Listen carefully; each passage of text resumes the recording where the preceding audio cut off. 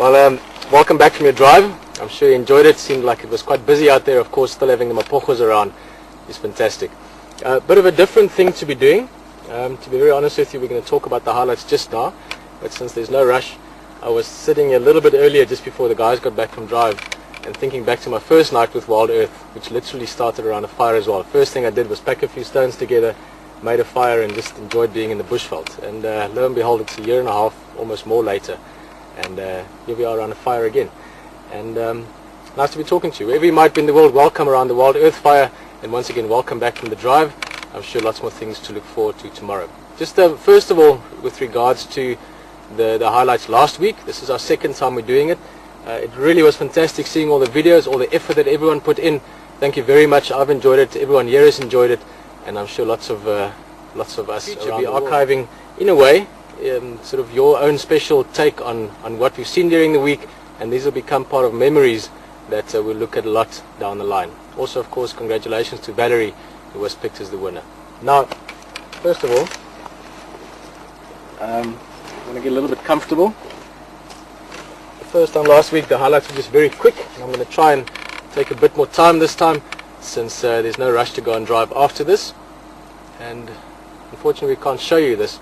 But behind the car, where Alex is standing, Rexon and Jan is there as well.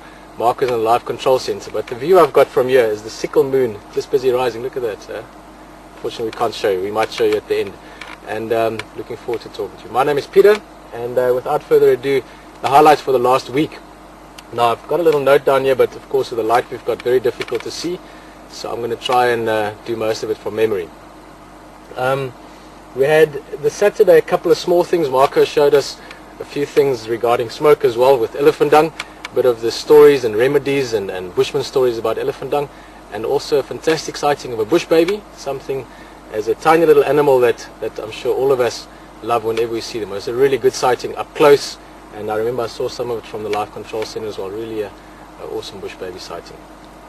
Then that was the Saturday.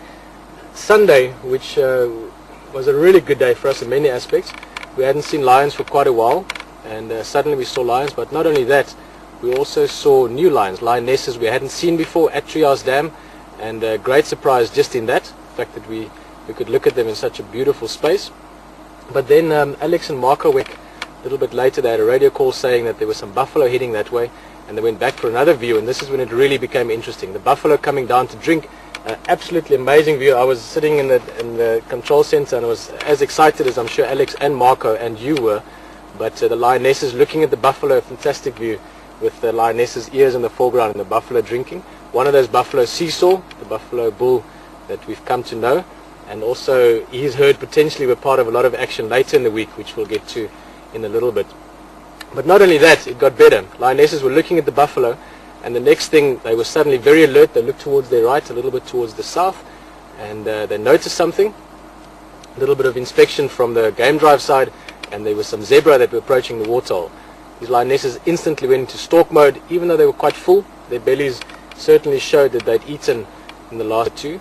And just again, that sense of being a predator, a hunter, instantly taking over, and there was a lot of excitement. I'm sure lots of you, the same as us, were sitting on the edge of your seat. Even Alex was probably on the edge of his little camera seat, and almost saw a hunt. That was fun, but not that time. A really, really exciting morning with those lionesses. Also the afternoon going back to them, even though they were still pretty much lazy. Let's do this a little bit, we can get more light. Even though they were still very lazy, we could see that they, one of them at least, maybe even two, but definitely the one, had been suckling some youngsters. You could see it from looking at the mammary glands. She was lactating, and even though we didn't see them, and at this stage it is purely speculation as such, but a pretty sure one, that somewhere out there's some little lion cubs, and if we've seen the mothers, there's of course a chance that in the near future maybe we see the cubs. So another bit of exciting development on the lion front. Then let me just have a quick check again. That was Monday morning. I don't know why I forgot that one.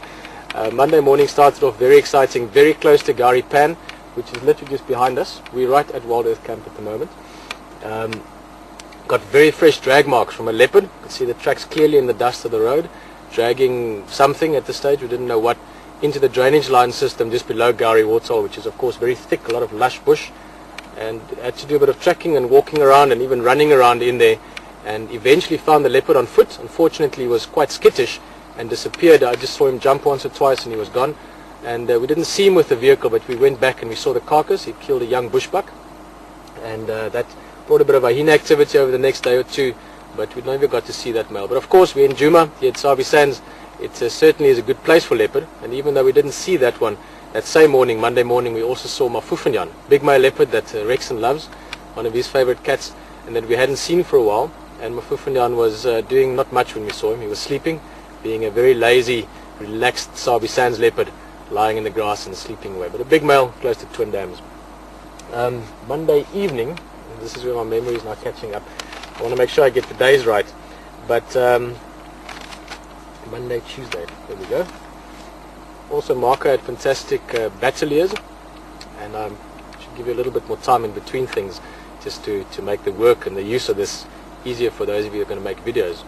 But coming back to the battalier, there were 3 of them, I believe, and they were displaying something I'd never seen. Marco was super excited. I was lucky enough to watch some of it with you from this side. An amazing display, just really coming to show why battaliers have got those amazing colors and how they can put it to great use when they're showing themselves to other battaliers and displaying. Then Tuesday was very exciting. Just a bunch of general sightings as well. We had quite a few good zebra sightings. The stallion doing Flemen, smelling the urine from one of his mares in the harem, and getting literally excited about the fact that she was getting into estrus.